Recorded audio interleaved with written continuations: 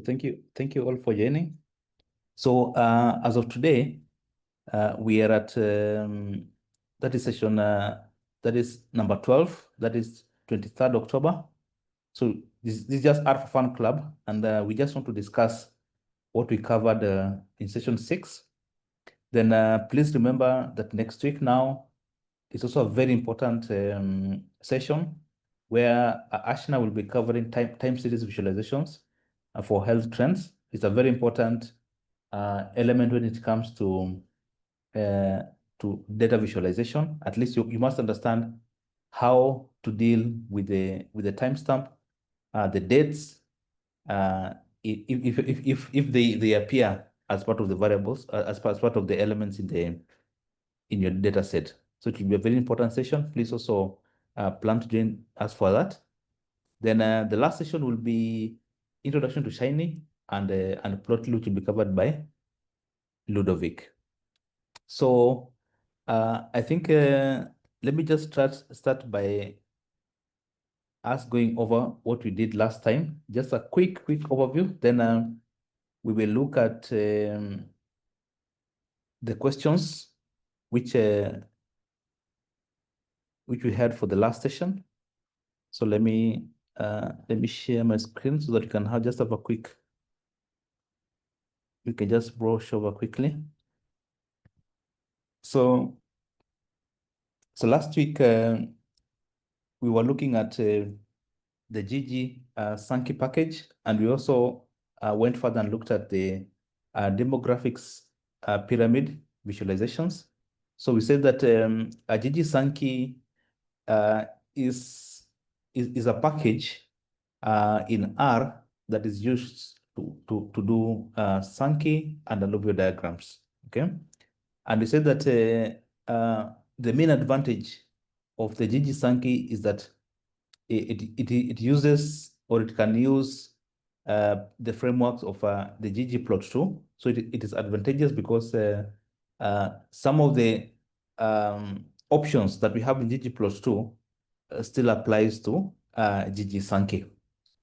And we saw how we could install this. We used DevTools. I've just commented this out because when I'm doing this R Markdown, it does not run well when this is uncommented. But for the purposes of those who plan to install later, just uninstall packages. You install DevTools, then you install the ggsankey from GitHub. That is by David's Joburg. Okay, and there's a link here which you can just follow and get that. So yeah, there's that comment I put, and comment the chunk to run it in the source pane. So that is taken care of. Then we also looked at some of the advantages of the ggsankey. We say that number one, it has a seamless integration with the ggplots. It gives you an option to customize part of the aesthetics that you have. Okay, remember the ones we saw last time? It was the network D3, the ones that uses the Java framework. It was it's a bit technical because part of the elements in that package is just black box. You don't know what's happening behind. But at the end of the day, it just gives you also a very beautiful visualization. Then you can see that also ggsankey uses the tidyverse syntax. So with the tidyverse and ggplots, if you're able to use part of those syntax, then ggsankey has a bigger edge than the network at D3. Then in this package, we also saw that we could add the following geometries. It was geom Sankey, geom alluvial, and geom Sankey bound. So these are just three types of visualizations that come into play. And we saw that, for example, this is an example of a geom Sankey, an example of a geom alluvial, and we say that the difference between an alluvial diagram and a Sankey is that between the nodes, like this one here, between the nodes of an alluvial diagram, there are no spaces. So you can see this one, the second diagram, there are no spaces between the nodes. So this one is an alluvial diagram. The first one is a Sankey diagram. And all this can be achieved in the ggsankey package, where we just run ggsankey, alluvial, and ggsankey bump to achieve the necessary geometries. The ggsankey bump is also another plot or another visualization that can be achieved within the ggsankey package. And we said that I actually said I had a caveat for this, because I said that a ggsankey bump perfectly suits time series data. Okay, if you have dates in that data, then you can perfectly use the ggsankey bump. And I said that I will not go deeply into a ggsankey bump, because we are waiting, first of all, to cover the time series data visualizations. Then we'll come back to ggsankey bump. But I gave an example of how to actually do that. So part of the principles of the aesthetics of a Sankey plot, you have nodes, you have flows, and you have what is called stages. That's the way it is indicated here. But we say that when you're using the ggsankey plot, aesthetics that are named X, next X, node, and next node are required. Okay, and these are things that ggsankey has a function ggsankey has a function within that package that is called make long. And once you call make long for your data that you want to visualize, that function actually disaggregates your data to X, what you're calling X, next X, node, and next node. Okay, because those ones are required when you want to do a ggsankey or a alluvial. Then, as always, now this actually brings out the beauty of using ggsankey, because now you can be able to control the color, you can be able to control the fill, you can be able to control the shift, and the shift, this is the distance between the nodes.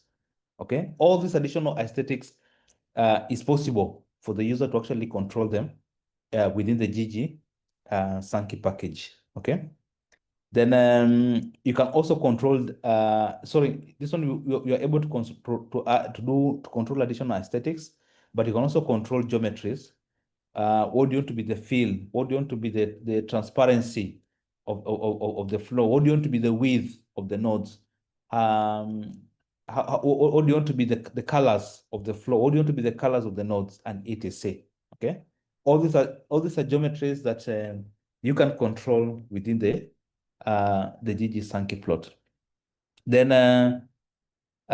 there's also something else that we mentioned, though it's a package that we have not used, but it's also a package that uses the ggplot2 framework, and it is called alluvial. Okay, this one is also a package. It can be installed by using install packages alluvial. It's a package that is used to plot or to have data visualizations of alluvial diagrams only. Okay, so it's another package that you can do, and because and the beauty again for alluvial package is that it uses the framework of ggplot2. Okay, so this is part of the data that we used last time. It's a same HIV data as we saw last time. Though remember, I had said that we added extra age groupings because of the demographics pyramid visualization that we'll look at later. Then this is the for the ggplot2 package, this one, the ggsankey. Remember what I said is that once you've been able to extract the portion of the data that you want to plot, in this case, what I wanted to plot, I just selected rows 1 up to 30. Then I selected the viral load and the CD4 count. I just wanted to link these two, okay? And this is just for for illustration purposes. Then in that data, I needed to create a data set that has used the make long.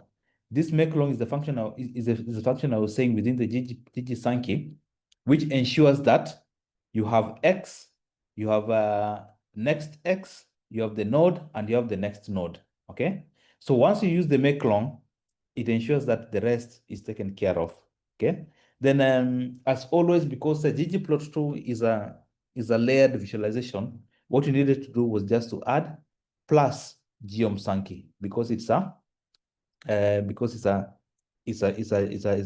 geometry within the ggsankey, and we're using the framework of ggplot2.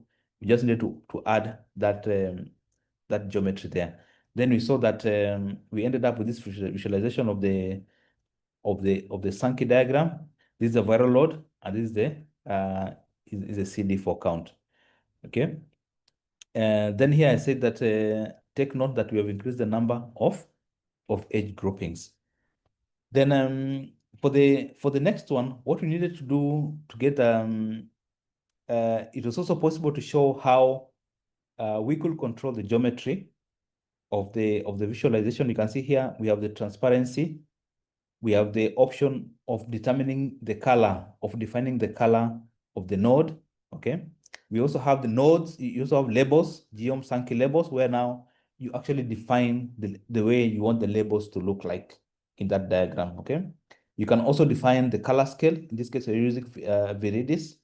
It's a common color scale that is used in R, and the rest we are actually borrowing the same structure as we had in ggplots. Okay, so you can see that and because this again is just a layered, visualization. Anything that we are adding, any layer we are adding, we're just using the plus sign. Okay, here we have defined our geometry. We defined our geometry here and the ggsankey, and we defined how the flow, we want the flow to be, how the color of the nodes are supposed to be. And remember, we are still calling the df because the df was as a result of the make long function, which actually gave us x, next x node, and next node. Okay. Then we ended up with this plot, which is actually an improvement from what we have here, because now in this case here, we actually have labels which have been defined by the color white, and the fill of the label is gray, and you can see now, and the size of the label is size 3, and the color scale is Viridis. Okay, so you can try to play around with any other color scales, and you see how this comes about. Then beyond that, now we said that because ggsankey package, we used it to have the Sankey and the alluvial diagrams. For the other part, we still have the same option, only that now our geometry now is changing here. The geometry now becomes the geom alluvial. Okay, and again you can just define you can define the transparency of the colors. You can define the color. You can actually put the label, and in this case you just say geom alluvial text, and you want the text to be size 3 and the color to be white. And the same thing, we have used the Viridis color scale. And all these are just options that we use to improve the aesthetics of our diagram. You can see what I was saying between the difference between an alluvial and a Sankey diagram is that in alluvial, there is no space between the nodes, while for Sankey plot, you have spaces between the nodes. So these are just options that you can have. And the other thing, the other difference between alluvial and a Sankey diagram is that the Sankey diagram is centered about the x-axis. So you'll actually find that the visualization is centered somewhere center, so that it achieves symmetry at the x-axis. Then but for alluvial diagrams, they start from 0. You can see that it starts from 0. The other one is centered at about the x-axis. Then again, we proceeded now. This was the example I was saying that for the Sankey bump visualization, the syntax is a bit different from the Sankey and alluvial, and it's different in the case that now we completely now go back to how we were doing the ggplot functions, because now once you have your data, because in this case I just wanted to group the data by age category and occupation. Then I just wanted to count age category and occupation. Okay, That is what I wanted to plot, or rather, that is what we plotted last time. Then you can see here, I said my X will be occupation, the node will be age category, the field will be age category, while the value will be N. But I also put a comment there that it makes more sense for this to be a time series variable. So we'll wait until Ashna covers time series visualization. Then we can now just change our X either to be years or days. We'll see how that comes about. But the other things remains the same. It's a layer. It's a layered visualization. So the ggsankey bump, we add it by a plus, and we can define all the other things. If you want the space, you can define the type. You can define the color, how you want it to be, how smooth you want it to be. You can you can also define all the other things, the legend, the title, all the other things that we have been seeing. So this is what we ended up with as our ggsankey bump. But I said instead of having the occupation on the x-axis, it makes more sense if this is a time series data. Okay. But that's something you can actually practice later. Then other thing that we saw we rather did was from the network D3. I remember the visualization we did was just for one for two nodes, that is from hospital of diagnosis and age categories. Okay, but now you can actually have an option. Suppose you want to view age category, where were they getting diagnosed, what kind of diagnosis were they getting, and what kind of management were they getting. It can actually do that using a Sankey, but with more nodes. Okay, so in this case, you can see that in my first portion of data, age category becomes the source, hospital diagnosis became the target. Okay, in my second portion of data, hospital diagnosis becomes the source, type of diagnosis became the target. Okay, then and finally, because we'll have the other portion of the data was that type of diagnosis was the source, and finally type of management was the target. So once you are able to define this, just the same way we did with the one we just had two nodes, you are able to come up with a Sankey that looks like this, whereby you are able to link the age categories to the hospital of diagnosis, the type of diagnosis, and finally the type of management. Okay, so that's just a bonus from what we did last time, but now we're just adding more labels. Then this is an example of one that where you are adding labels, but I find it's easier to add labels when you're using the Sankey, but that just depends with the user. Then we also looked at demographics pyramids using the apyramid package, and it's a package that that is you actually install it. It's a pyramid package. Okay, and this one is used to actually display demographic structures by age and sex. And say that the advantage of using this is that it's an effective demographic visualization. It can integrate public health and epidemiological studies, and it's easy to interpret for population structures. Okay, so from our HIV data set, so what we did, we could actually call our age group to be the age cut, and we would like to split it by, because we just want to view the different ages for each gender. What was actually the count in that data, or rather, how was the distribution? So a pyramid, we saw that we could actually do this, and when this option is true, this one here, we saw that it changes the values on the x-axis to be proportion of the total as a percentage. So the dotted line is the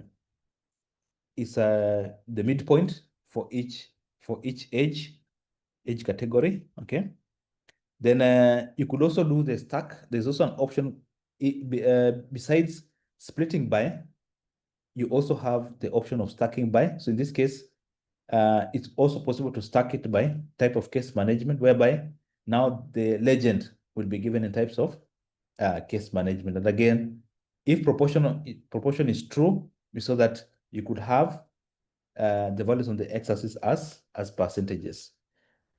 Those are some of the things that we saw last time. Then we also saw that if you split by and you find that you see for gender, if you split by HIV gender, because from our data set we just had male and female, and that's why you just ended up with this pyramid visualization. But for the case now where I say that I want to split by diagnosis, remember for the diagnosis we had initial, we had confirmatory, and we also had follow-up. So you can see that now it actually splits the chart into three. And if you remember, this is similar to what we were doing for facet flow, for facets, facet grid. Okay. Yeah. So then if you do again stack by, it will stack for you the type of case management. So you can see here it has separated, or rather, it shows you the visualization according to what you have split by. That is the type of diagnosis: initial, confirmatory, and follow-up. But on the legend, now it becomes the type of case management, because that's what you chose as what you want to stack by. Then the same thing again, proportion equals to true. Then the other thing we saw that there's also the PAL, which actually is a short name for palette. It gives you an option to define the color, for you to define actually user-defined colors. But the thing is, if you have 4 colors, make sure whatever you're stacking by, like the type of management, is also at least 4 or at least 3. Okay, so you should not have type of case management to be like you have 5 categories, then you want to define 4 colors. That it will actually give you an error. So make sure that it is actually agreeing, so that it's actually better you have less categories than the colors you have. Like for the case we have here, you can see we have defined 4 colors, but our type of case management is actually 3. So we are safe. But if it's the other way around, you'll get an error. So make sure that that PAL option is just an option to enable you to have user-defined colors. And all these kind of things. Then we also saw that it was also possible to use options from the ggplot again to improve the aesthetics of the apyramid plot. So for the same plot that we had here, just what you have seen, it's now possible to add also labels. You can add captions, you can add title, you can add subtitles, you can define where you want the legend to be, how the text of the legend to be, everything that we saw when you're looking at ggplot2. So it's also possible to do that once you have the pyramid and you have a plot like that. Very beautiful, okay? With the title, subtitles, with user-defined labels on the x-axis, y-axis. You can also have the legend where you want it to be and all that, okay? And this is possible courtesy of the ggplot2. So you can see for both packages that we have seen today, ggplot2 still gives us so many options to improve the aesthetics of our diagrams. Then a summary of this is that if you want to have flow or categorical transitions, you can use a ggsankey. This one is static. GG alluvial is also static. Okay. The only one which is interactive is what we call the network D3, the one we saw earlier, the one which uses JavaScript, the one which is interactive. The rest are static. Population parameters, this one is static as well. Then after that, I also introduced the Tidyplots. Okay. Tidyplots is also, this one now is another class of visualization within the Tidyverse, but you have to install the package which is called the Tidyplots. And it gives a very, very aesthetically pleasing plots as well. So it's besides all the options that you've seen for visualization, Tidyplots gives you an extra option to enable you visualize the data. Okay. So we saw that you could install it using the Tidyplots, then you can call library Tidyplots. Okay. So step one of using Tidyplots package, you prepare the data, ensure the data is in long tidy format, suitable for ggplot style mapping. Okay. You can, for you to create a base plot, in Tidyplots, we actually use the pipe operator a lot because from the data, we pipe to the plot. If there is any other option, how we add the geometry, we still add, we now pipe the geometries through and through, okay? Unlike in ggplot2, where we are using the plus symbol, okay? So in this case, you can see Tidyplots, you could just do what do you want to do? We would like to have X as the treatment, Y as the score, the color to be treatment. Then what is the geometry? In this case, we say add min bar, then you pipe, you want to add this the standard error of the means error bar, then you pipe, add data points and etc. Okay. So in this case, instead of using a plus, we are using the pipe operator. Okay.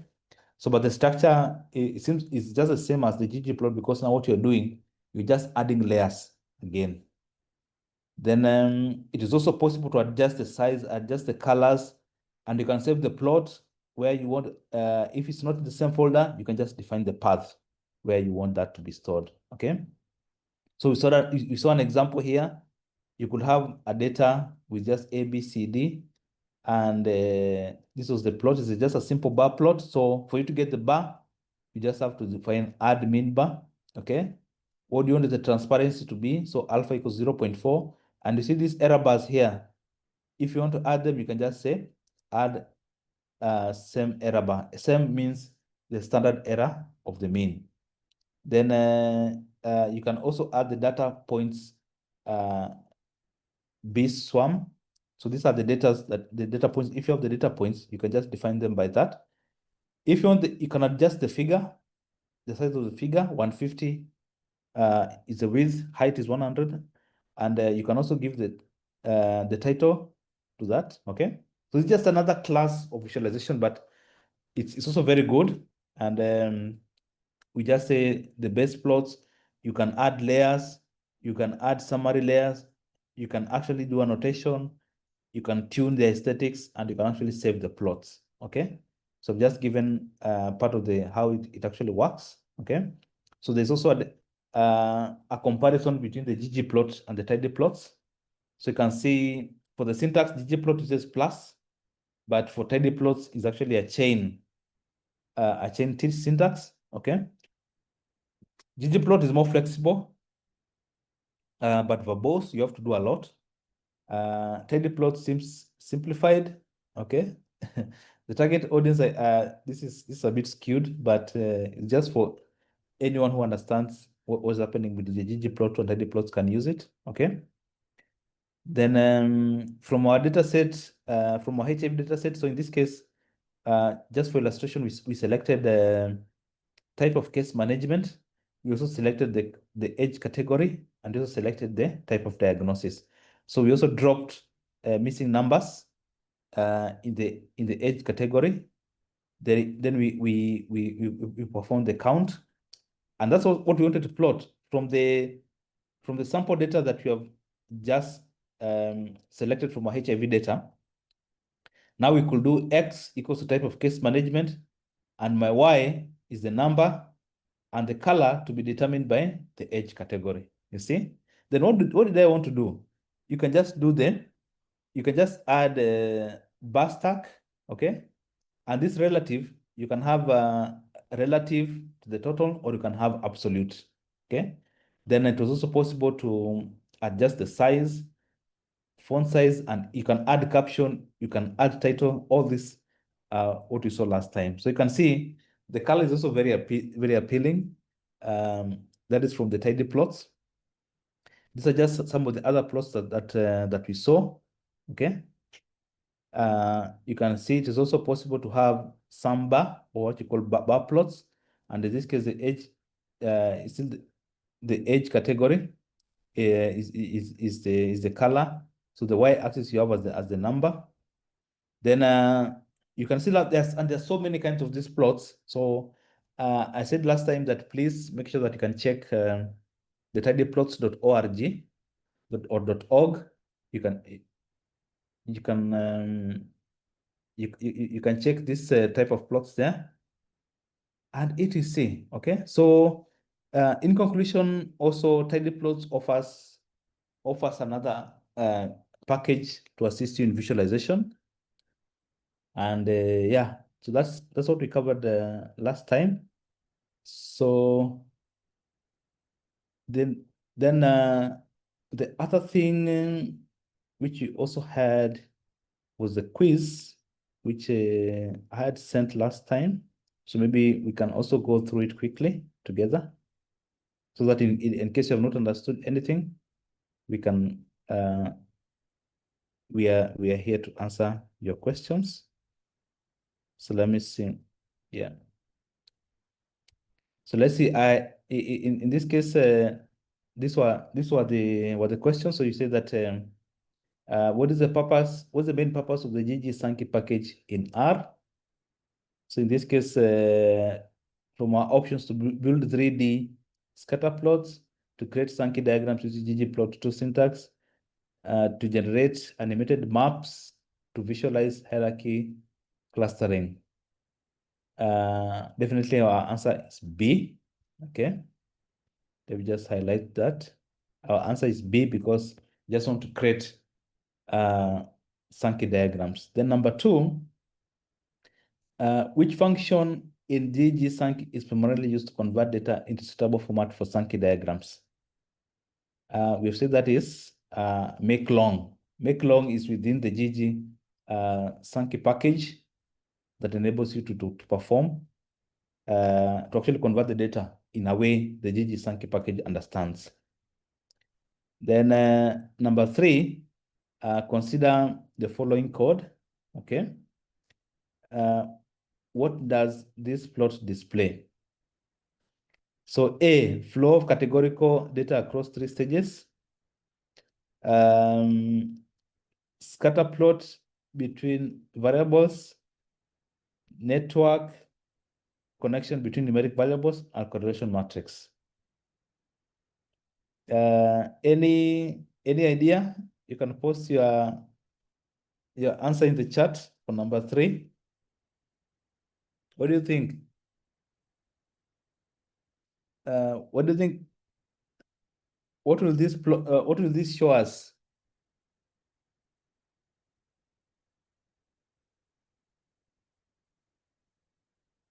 Consider the following code.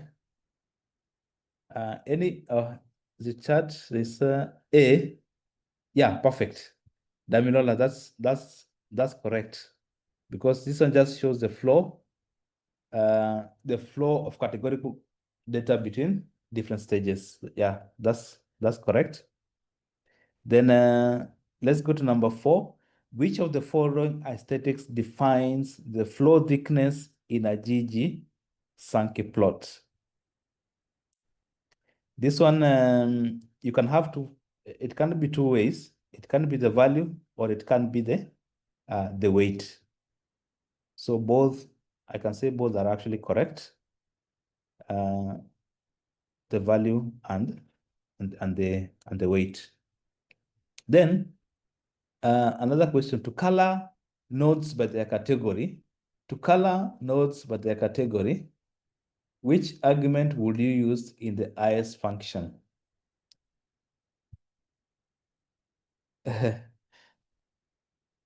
Which one do you think? I think in this case, this is fill node, because that one will enable you to color the nodes by their categories. Okay.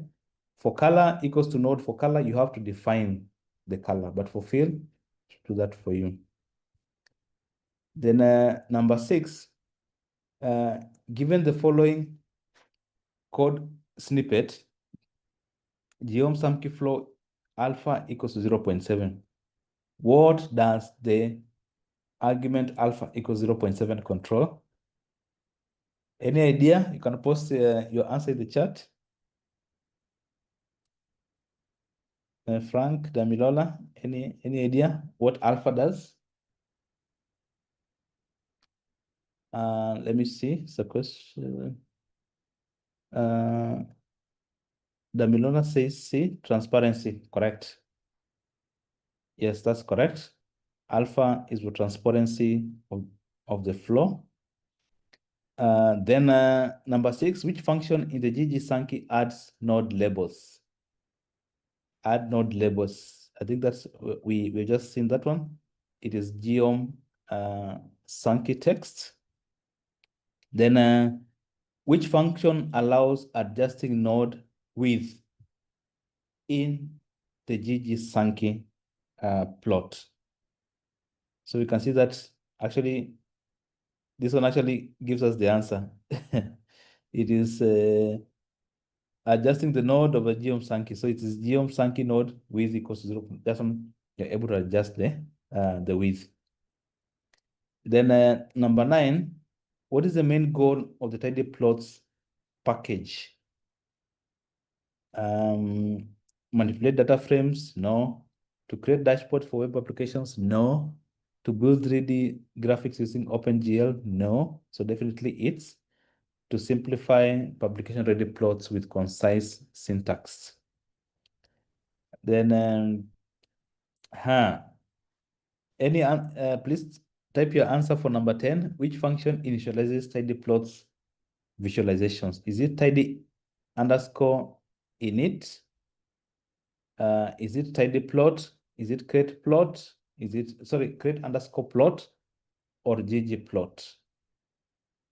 I think we've just seen that. That is tidy. That is a tidyplot. Then we also have given the following examples. Library, tidyplots, this and this. What does this visualization likely to show? So in this case, it will be, this is the geometry. So it will be a bar plot, definitely. A bar plot that will have the standard error of the means error bars, okay? And it also have the data points, the B swarm. So definitely it is B, okay, whereby you're plotting the raw data. You'll have the mean bars and you'll also have the error bars as well. So it is B. The number 12, in Tidyplots, which function can be used to split the plot into multi facets? Definitely in this case, we use, I'll just show you shortly once you're done with this. We use split plot, okay? And the beauty with split, you can use split plot, and luckily, you can also use the cow plot that we saw, the grid extra that we saw, okay? And the patchwork. All those will actually work for you to actually split the plot into multifacets. So you can see now, everything is coming together now. So remember, if you want to create subplots for this, you can just use a split. I'll show you shortly in an example. Then which command saves tidyplots onto a file? We have seen this. It's just a save plot. You can define the name if you're in the same, you want it to be saved in the same folder where the script is, or you can just define the whole path where you want it to be saved. Then number 14, in tidyplots, what does the following line do? Adjust colors discrete apple, okay? This is just part of the aesthetics of the tidyplots. And in this case, this one you just want to apply predefined discrete color palette called apple, okay? You can just adjust colors by that. So, and finally, which of the following tidyplots features is not currently supported? Adding SEM layers, that is supported, just like the example you've just seen. Creating HTML plots, no, Tidyplots is not doing that. Customizing color schemes, yes, it's doing that. Adding p-value notations is possible to actually do that as well. So the one which is not currently supported is creating interactive plots. So that was the quiz from last time. I don't know if anyone who has a question. Any question with those? Then I'll just show you quickly how we use split plot from that question. So it is, let me, it is something maybe we did not do last time, but let me just share my screen. Then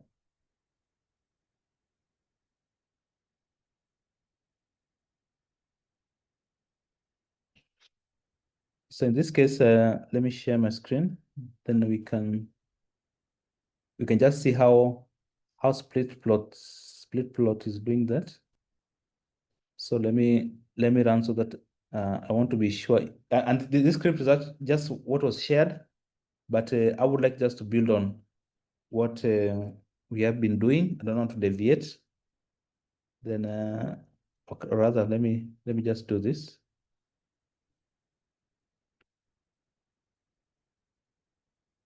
All these are things you have seen up to this point.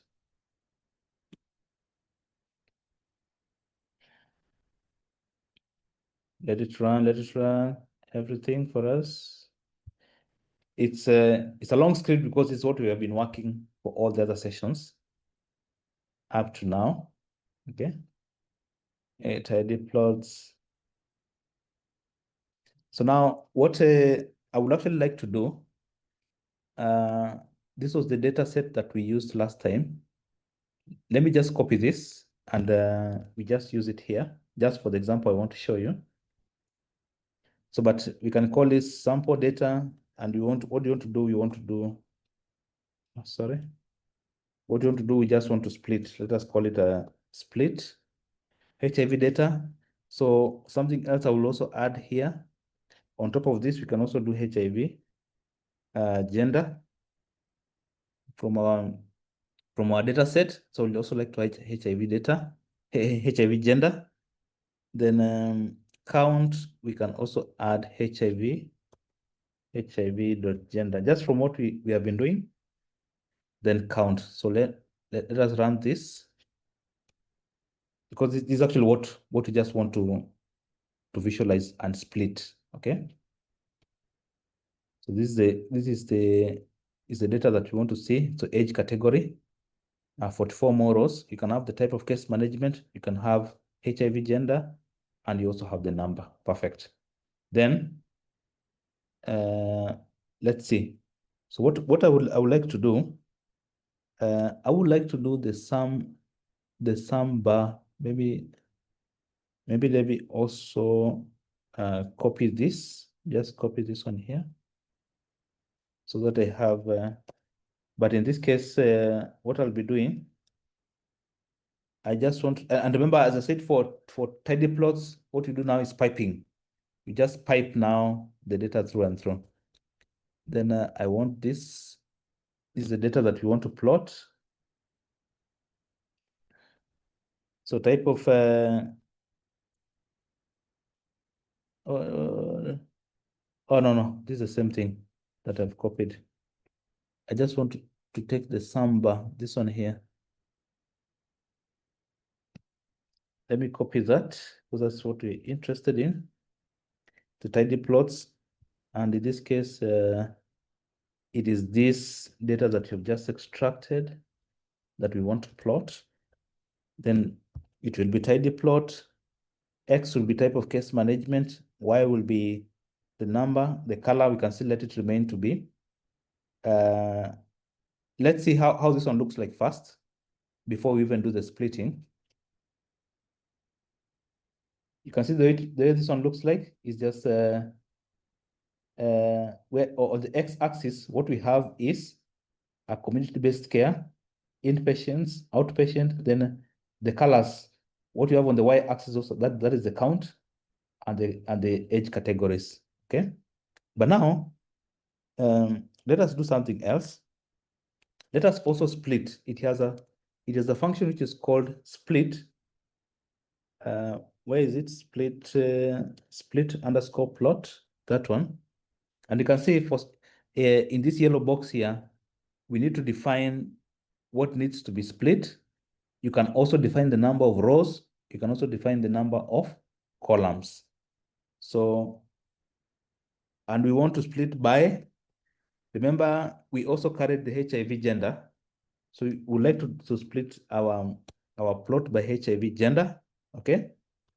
And call, the number of columns in this case will just be 2 because we don't have much. Then n rows, we can also define the number of rows by just 1, okay? Because this is just HIV gender with just two categories. So if you split this one, this gives us, and you can see it's it has actually split our visualization now into 2, where you have the female and the male. That is a split by. So in Tidyplots, you can use split plot function within that data set. But otherwise, if they are independent plots, please consider using, you can consider using what we learned earlier. Consider using cow plot. You can consider to use that patchwork, and also grid extra, okay? These are just other options that can enable you to do this grid extra, okay? But Tidyplots uses split plot, okay? ggplot, you can use the facet traps to actually have, or rather to split those different plots, okay? So any question as far as split function is concerned? You just need to have a category in your data which can be used to split this, okay? And because our data has a number of categories, please just go and try. Just do a number of you can actually select the data the way you want and how you actually want to plot it, okay? But as I said last time, when you are looking at this, when you're doing this, please visit tidyplots.org. It has so many options. It can show you what you can do with this, but I think this is actually it's also an aesthetically pleasing class of a package for visualization, okay? So otherwise, I think that brings us to the end of the review of what we covered, plus the additional split plot concept that you can use. Now, I can say you're at liberty to use any kind, or to do as many different kinds of visualization as possible with what you have learned so far over the last couple of weeks. And so in case of any questions, please feel free to reach out to us. My colleague Ashna will be coming back next week with time series data visualizations. Make sure you are there, because now now all the concepts, as I've said, all the concepts are now coming together, okay? And you can see now the concepts that we have been doing, we're just now using them in whatever way we can, okay? Yeah, so otherwise, do you have any question for Ashna, Athumani, and I?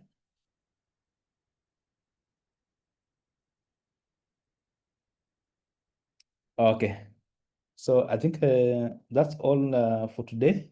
Maybe Ashna, you have I can see there's a person who is called Names Kimaro. Oh, Names Kimaro, you're welcome. You're very welcome here. And if it's your first time here, maybe just for your interests, I can just show you a brief status of where we are at the moment. So this for Kimaro. So far, we started on 7th August. And as of today, we are on number 12. That is the Art for Fun Club. But all is not lost, because all these materials are there. The recordings of the sessions are there. So you can always come here. Once you register on Afredac, you can come to e-learning. And you can navigate, once you come to e-learning, you can navigate to Intermediate R Part 1, data visualization. So all the quizzes are there, all the lessons are there. So you can just, but if it's your first time using R, you can just consider, first of all, looking at the introduction to R for health just first. This will give you a good overview for the next lesson. But otherwise, you are welcome, and feel free to ask us any question. If you have any difficulty, you can write to us, or you can post your questions on the R for Fun Club page, and we will sure get back to you. Okay. Otherwise, Ashna, is there anything else you would like to add? Nothing much from my side. I've made a note to integrate some reference some of the Sankey examples when we do the time series as well. Because I think you mentioned, as you mentioned today, some of those plots are quite handy for visualizing trends over time too. But yeah, no, thank you for the last three sessions have actually been very informative for me as well. I've never my first time seeing Sankey and I haven't had much experience with Tidyplot either, so they've been informative. So thank you. Yeah, thank you. Thanks so much, Ashna. So I think with that, then we will meet next week, and Ashna will be our facilitator.